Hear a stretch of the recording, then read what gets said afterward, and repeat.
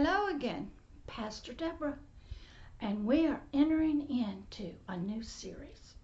This is still mental health and the forever person, the three realms.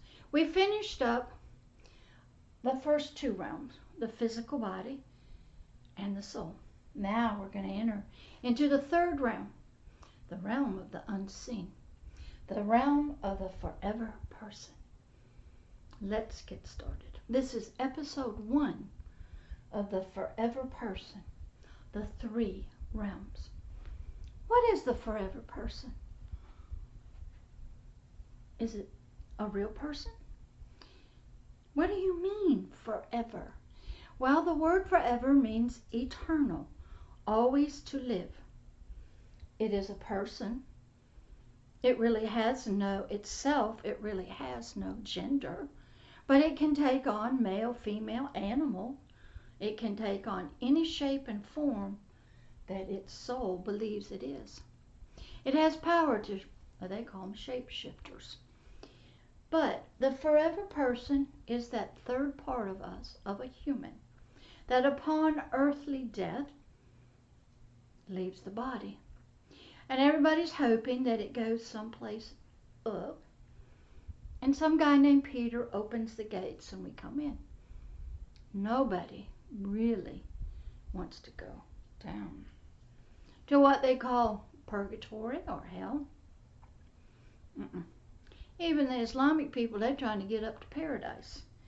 That's where the forever person lives. He lives in a realm that's unseen by natural eyes.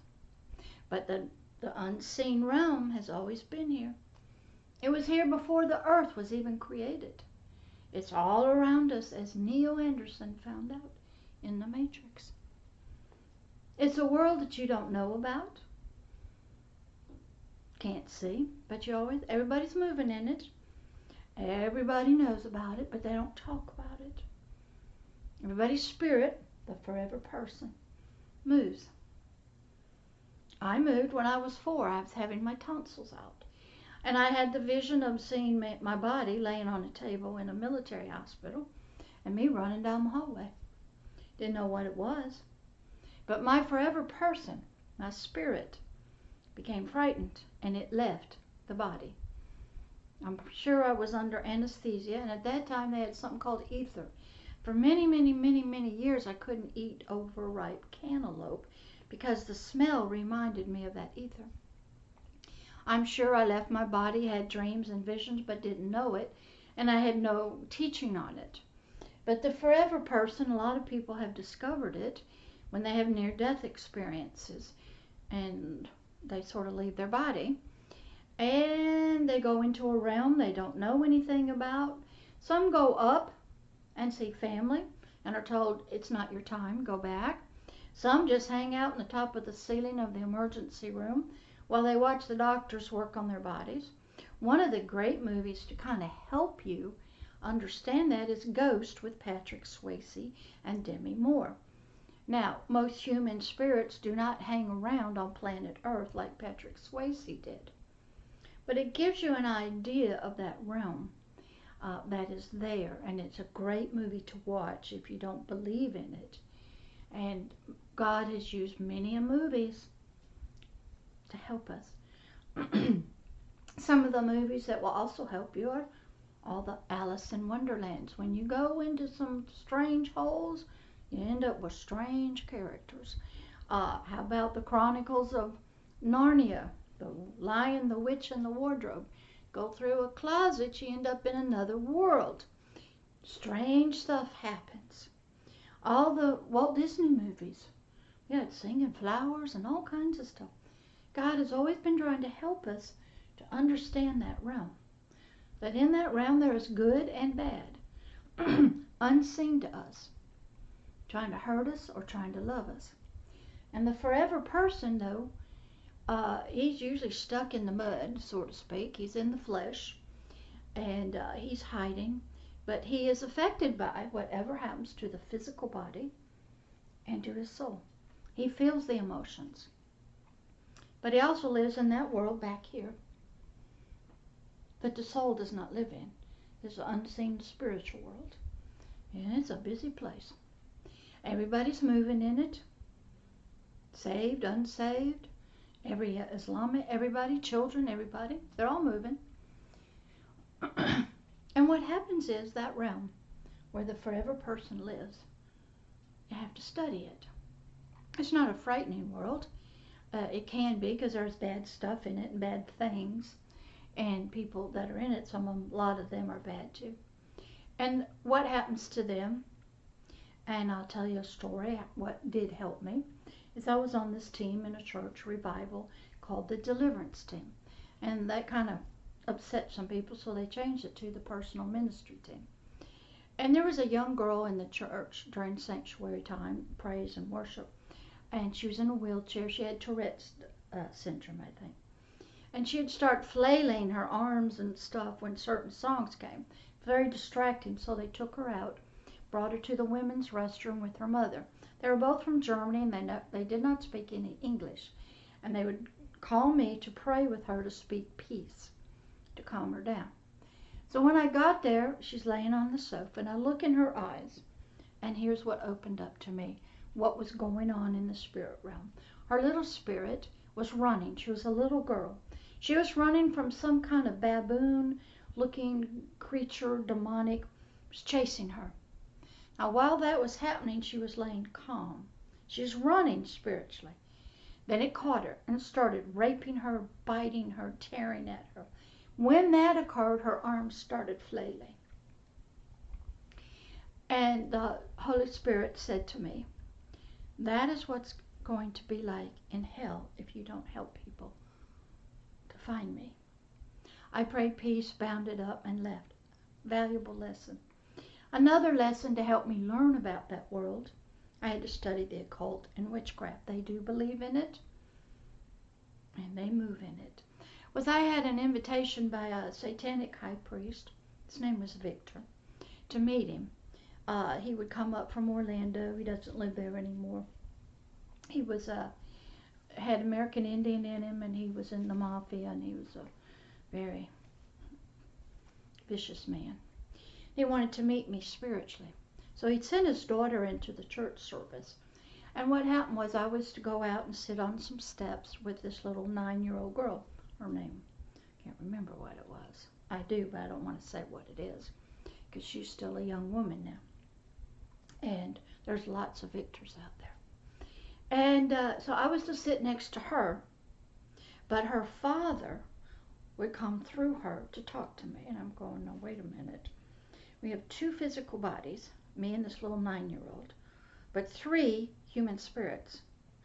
And I had to pray that my eyes would not look at the flesh and only see the spirit. Then I'd have another young girl. Her name was Amanda. She's a precious girl. Led her to the Lord. She's still my spiritual daughter. I think she's out west somewhere right now. And she used to be Grand Central Station.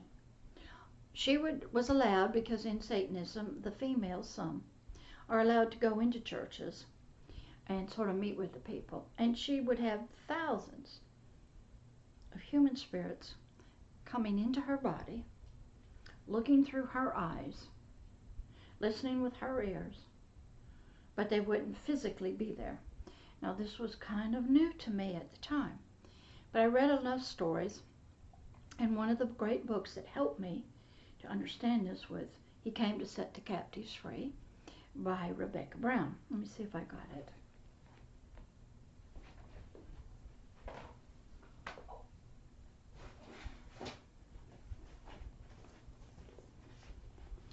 This one.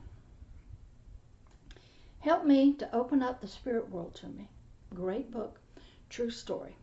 It's about a young lady who was a nurse, decided to become a doctor, and how she got hooked up with a witch named Elaine. That's not her real name. And how God asked her a question, whether she would choose to go and be a cancer doctor and He'd bless her, or did she want to know more about Him, see some of His power and demonstrations.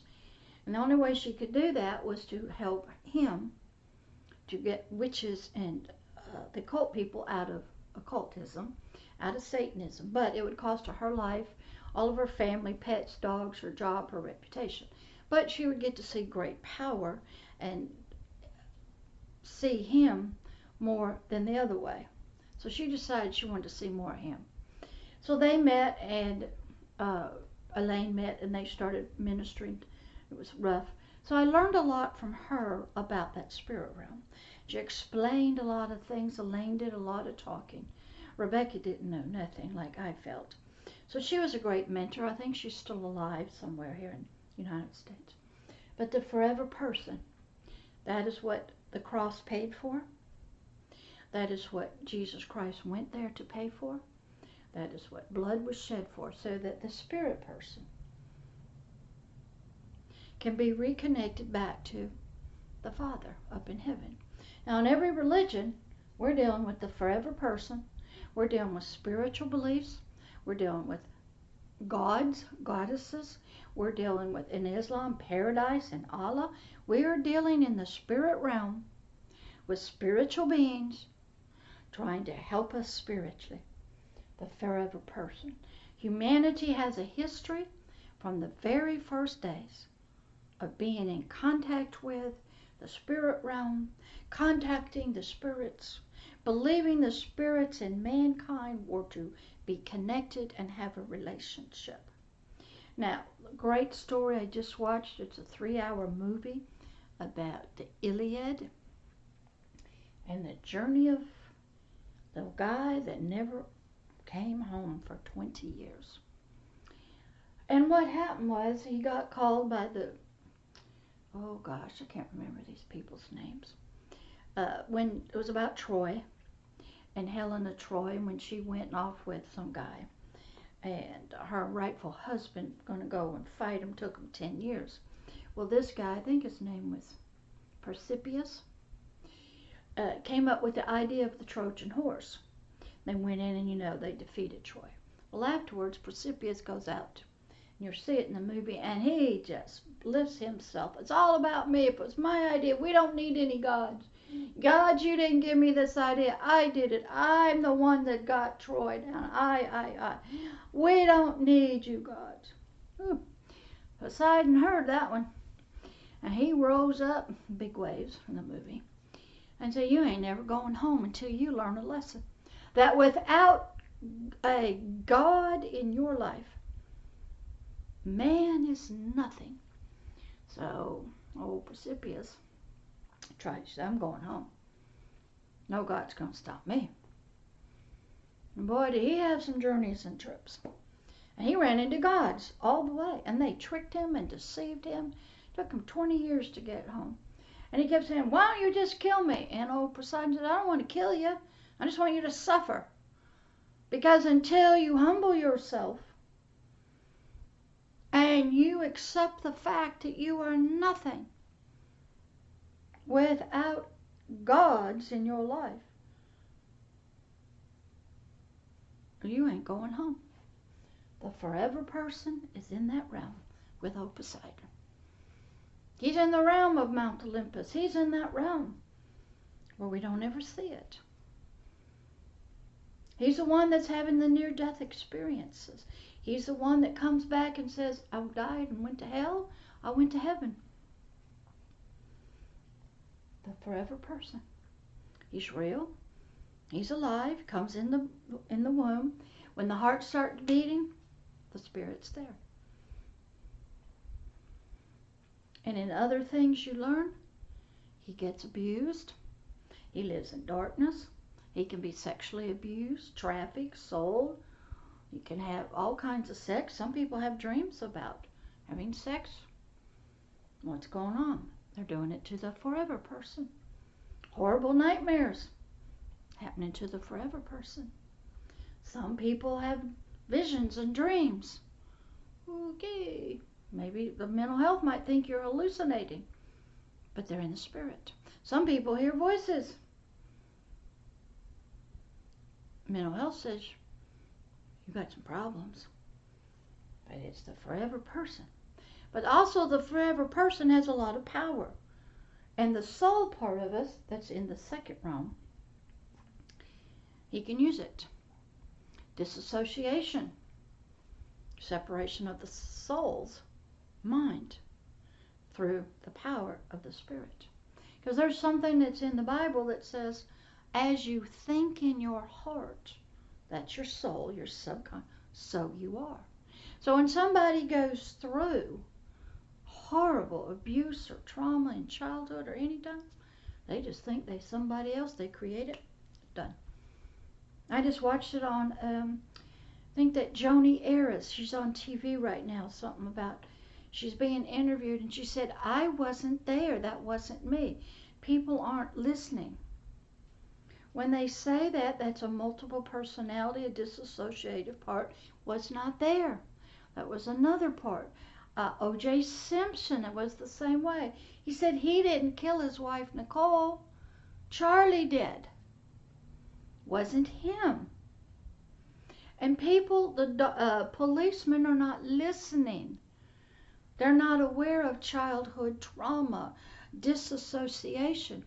There was another guy that was a football player. A lot of them disassociate because they have to go into the realm of football and be killers almost. Then go home and be sweet. They have to be different people in different roles. And they've had head injuries, and they are different people at different times. The forever person is there. It can happen to him too. The realm of the spirits are eternal, a forever realm. It was here before the earth was ever created. It has lands and trees and castles. It has armies, and it has, which called angels. It has things. It has creatures and animals and people and winds and waves, all, words, all kinds of things are in the forever person's realm. There's two kingdoms in that realm, the kingdom of light and the kingdom of darkness. Darkness means ignorance in Hebrew. The kingdom of light means truth. So there's two kingdoms. You can see it in the yin and the yang, black and white. They work together. They're both here, and they both have government, both have rules and justice, and they have bad people and good people. So the forever person really doesn't know about it. And I just listened to another young lady. She was talking about she started hearing things as a child, seemed to be getting some information about people, and it frightened her parents. They don't want to talk about it. So she didn't. And it frightens people because it's not the earthly realm. But that's a real person. I meet them all the time, spiritually. I see them. They come into the garden with me. That's a spiritual place. They follow me around because that's the realm that's real. This temporary world, we know, the dirt body goes back to dust. You can burn up a tree, a house, books, money. It doesn't last. Only the forever person of the spirit lasts. And everything that's in it. And so this is a realm that dealing with mental health, it gets abused. It feels lonely. It gets depressed. It feels suicidal. It can be broken into many different parts and programs. It can feel great depression, sadness, joy. It has a mind, it has a heart, it has a body. It's in a realm where there's bad angels, good angels. It has feelings, has eyes and ears and hands. You may not know that, but it does. It's a person. It's a creature, a being. It has all different looks. It does not have black skin, red skin, yellow skin. Even in the movie The Matrix, when Neo came out of, excuse me, the Matrix and sort of got born again, and then he went back into it, his appearance changed. But he also learned that the Matrix had control over him, but it couldn't tell him who he was. He had to learn how to believe who he really was. But he had to have mentors in his life. So the same thing is true with the forever person. It must grow and learn and develop. It'll stumble a lot. And how do we teach it? I'm able to work in the Spirit. I'm able to talk to the Spirit through the soul. But I can also talk to the soul, that part of the subconscious. But he doesn't really want you messing with his spirit. Because that stuff, he knows it's there, doesn't like it, because that spirit was created to be the king of this three-part system of physical body, subconscious, and spirit. But when one of our ancestors named Adam disobeyed the God and touched a tree and ate something, the spirit lost its crown, its authority, and it fell into the flesh, into the darkness of the soul. And the soul became the head. And then the little spirit just followed it all around. They were one. But the whole system had now been altered. So when we're born in the womb, the soul is already, by nature and genes and everything, the one who will be the boss. And it can learn and be shaped and conformed from some good things if it has good parents. But it's still got that rebellious streak in it, and it's still going to look with its eyes, its five senses, and it's going to determine what happens. So the spirit is there, but it's supposed to be the king and the ruler. And I tell people when I go to the Lakeview Center's Community Mental Health Center, the Acute Stabilization Unit, I teach it this way. There's a war that goes on inside of us. We have a subconscious that has a conscious, a will, a mind, emotions of its own. And it's been shaped by the world, by the earth, was born into darkness, doesn't know anything of light and good. We have a spirit. Now, if the spirit gets born again and starts learning, like, love your neighbor as yourself, do good to everybody, forgive, that spirit then tries to tell the soul, we need to do that. But the soul goes, I want justice. They deserve to pay. I'm mad and angry. And the spirit says, no, we're to forgive. They know not what they do. Now war breaks out in here between these two people. Spirit that's got some new learning, trying to help his other part of him to also learn it and accept it. But the soul doesn't want it. To him, this is all foolish stuff. So a war goes on, and we have physical problems, we have emotional problems, we have mental problems, until that war is solved. Now, if the spirit is not growing, not born again, it will go along with the soul. It will not have any conscience to it. It won't remember that this is wrong, so they're sort of at peace. It's only when this conflict occurs that a lot of things start happening. So a lot of times people are having spiritual experiences with their forever person.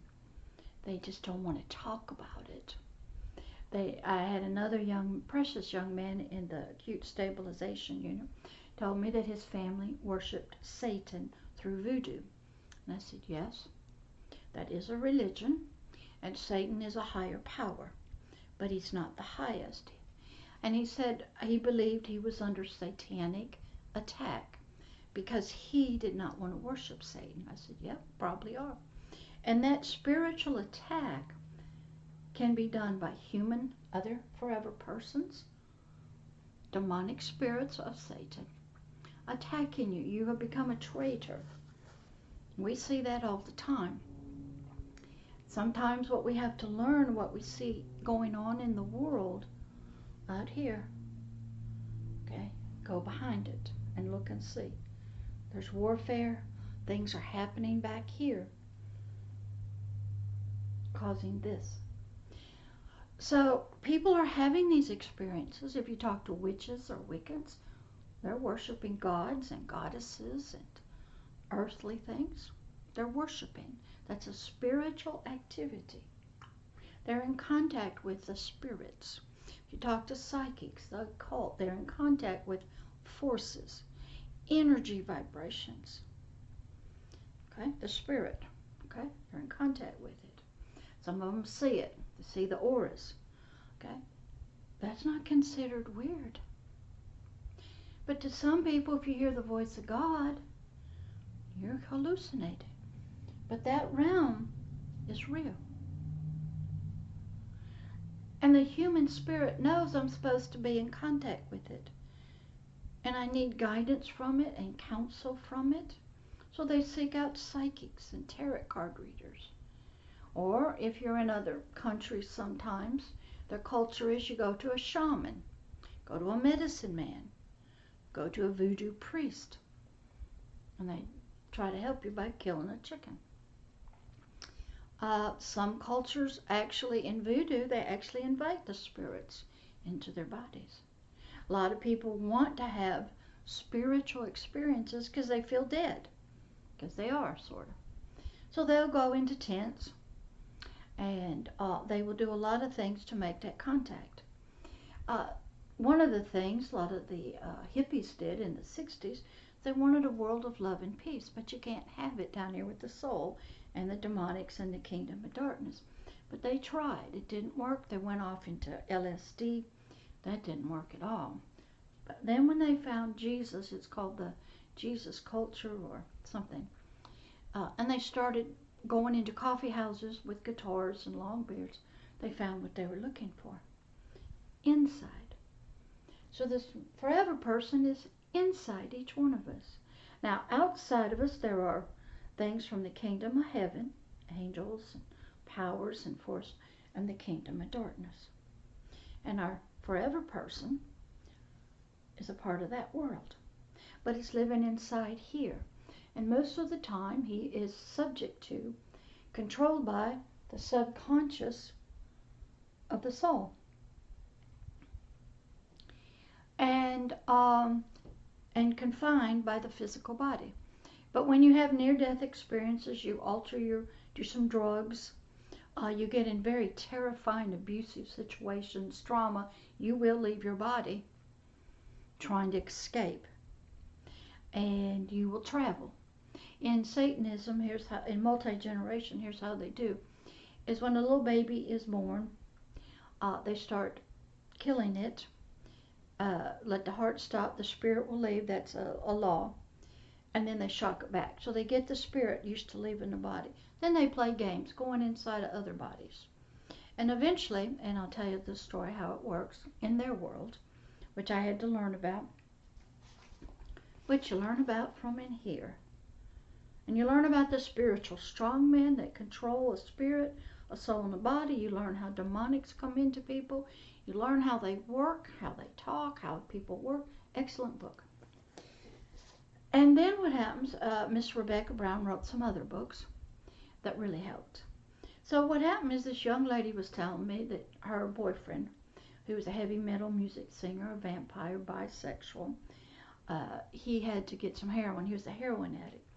But he was tall and thin and kind of frightened, so they need to go in some bad parts of town somewhere and buy some heroin. So what she did was, look, I'll take your spirit out of you. You come inside of me. Then we'll get this Victor guy, who's a very tough mafia guy, to go in you, because he had a tough spirit.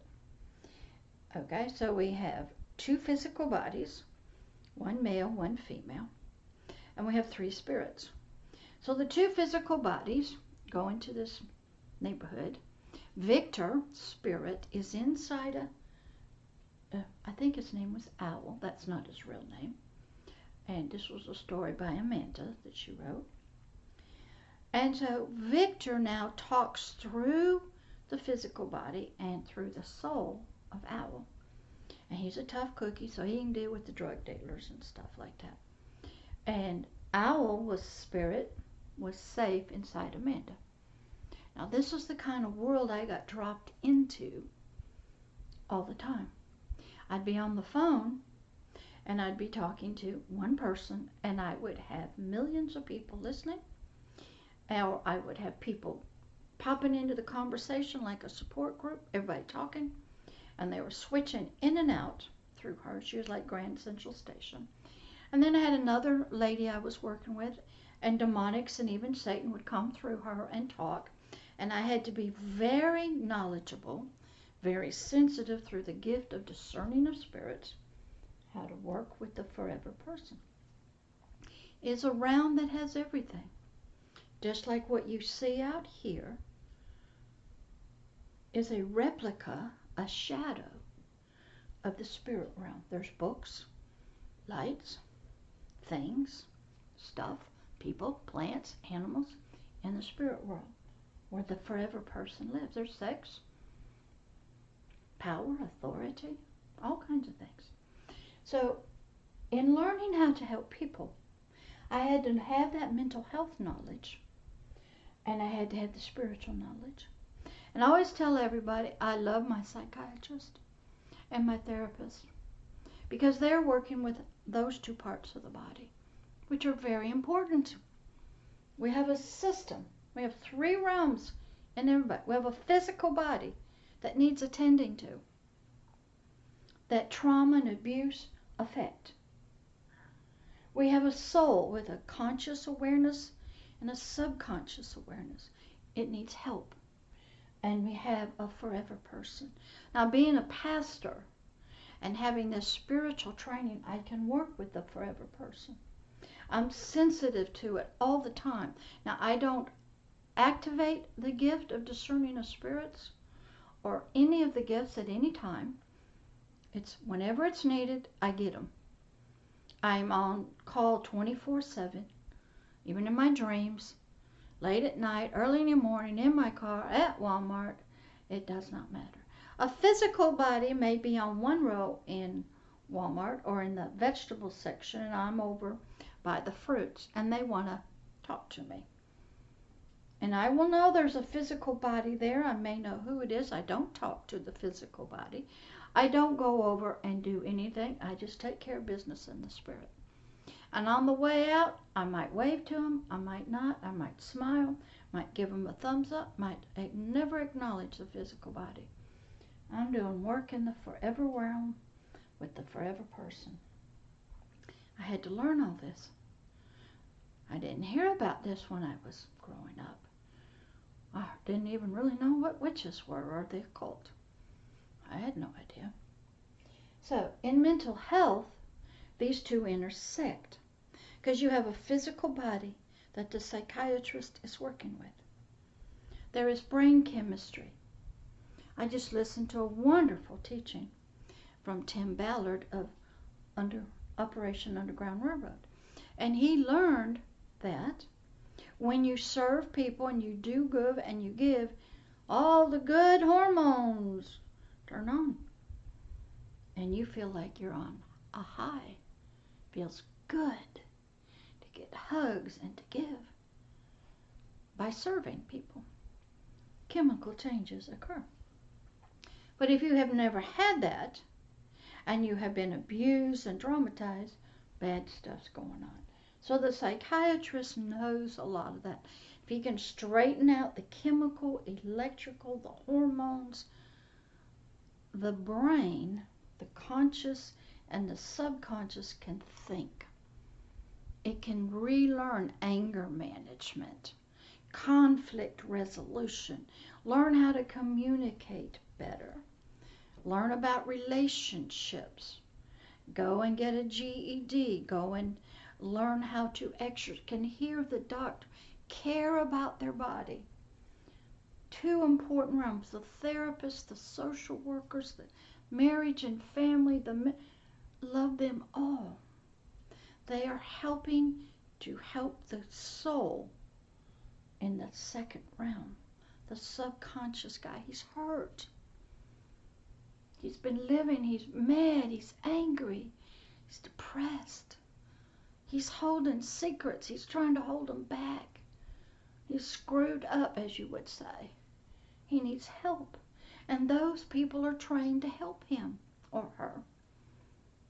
They'll do it through hypnosis, through tons of stuff. But that part of us needs help. Then the forever person. That's where your faith-based communities and faith intersect. That guy needs help.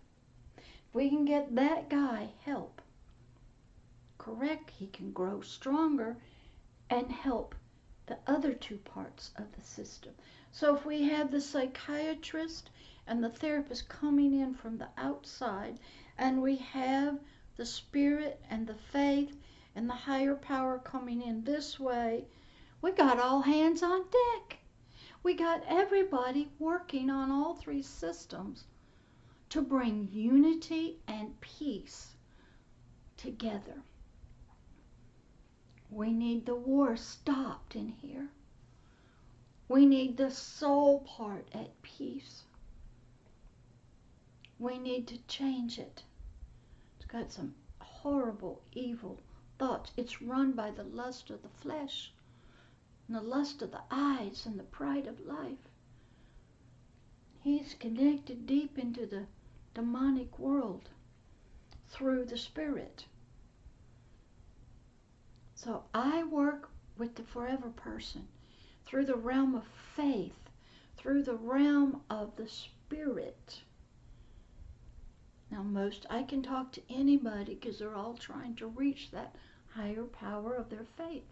They're trying to get there to help bring some peace to themselves, their family, and their nations.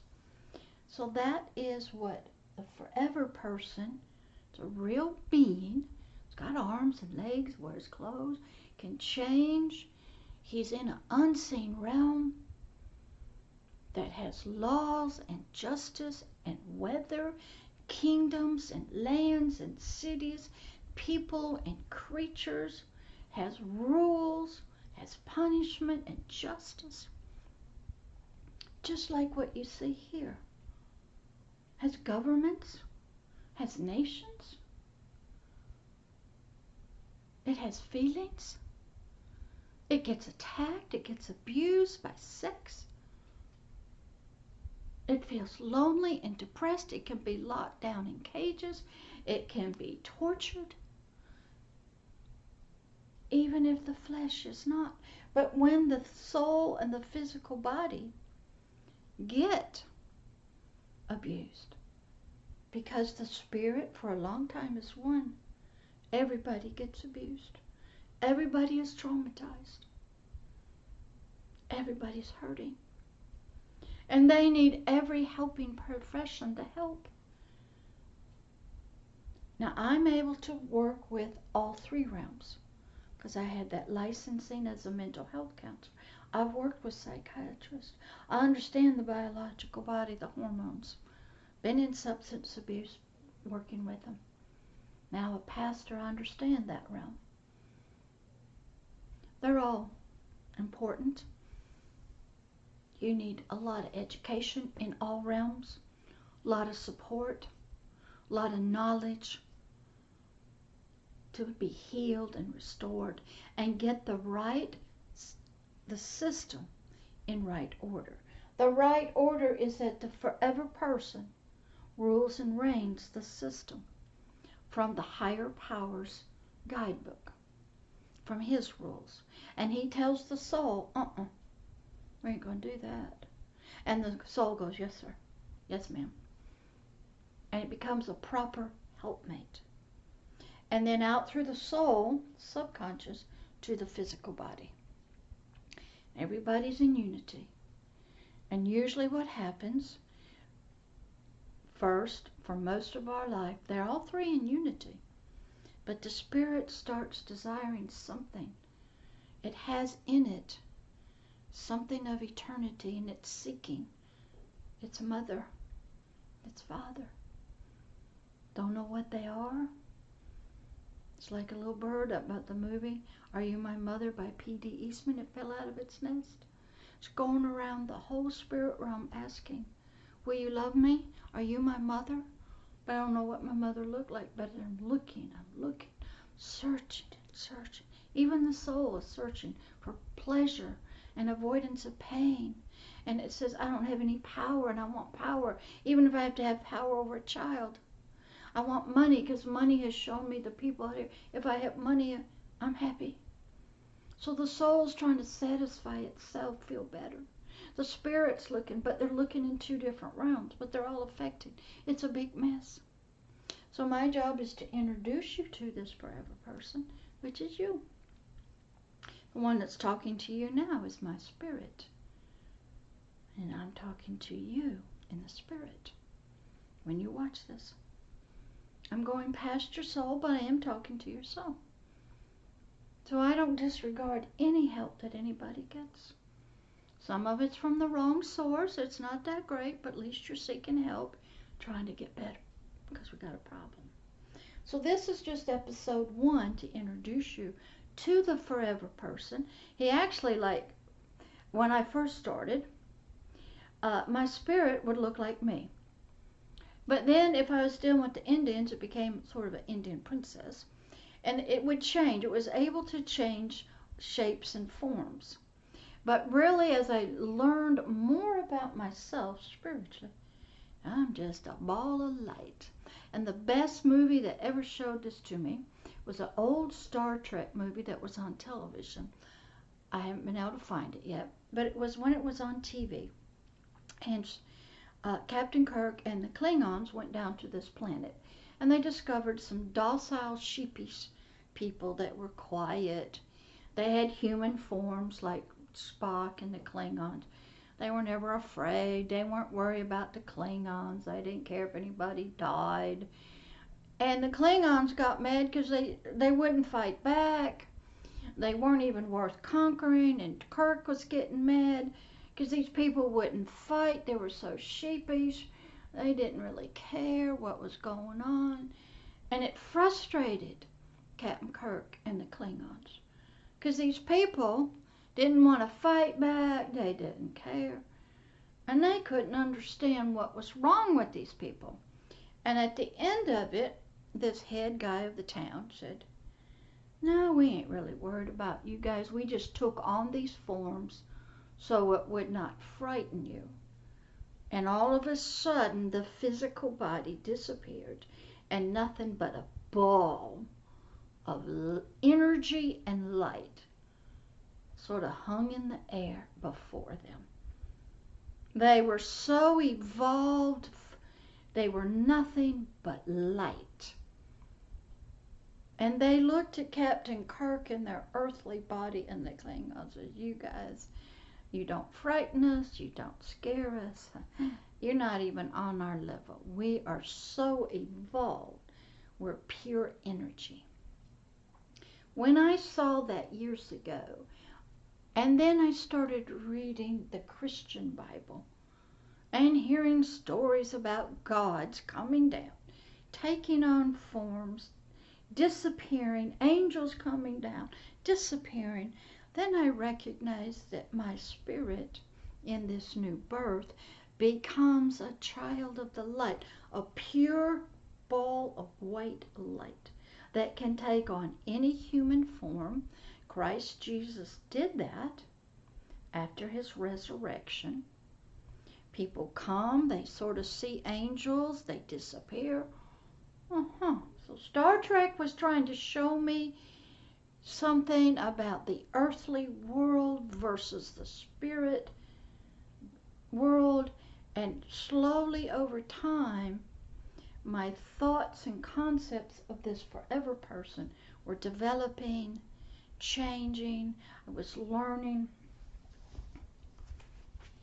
You read this book by Rebecca Brown. It's still out in the bookstore. You'll learn a lot more about the spirit realm. Now, it's from the bad side, okay? But it tells you, she talks a lot about the spirit realm, the spirit, the soul. Excellent. Probably need to go back and read it again. You have to study the forever person. There's plenty of books out there about them. There's a great big thick book by Watchman Nee called the spiritual man. Took me a long time to get through it. It's about this thick. Most people have read it.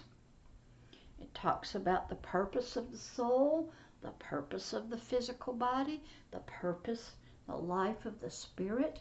There are different purposes. There are different dimensions they live in.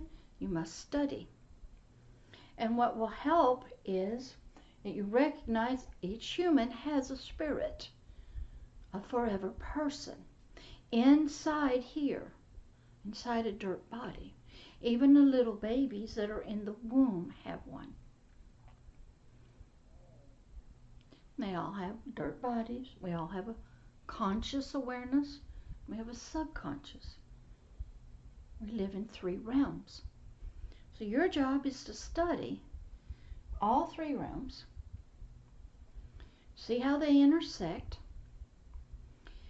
see what happens. Since we're in the realm now of the forever person, we'll talk a lot about him or her and the different sicknesses and diseases and attacks that he has. And we'll see if that compares to the soul. They do intersect. They need to be a part of helping each other so the 3 parts can come to peace. Thank you very much for this episode 1, Mental Health and the Forever Person, the 3 realms. And this begins this series of the Forever Person. Love, Pastor Deborah.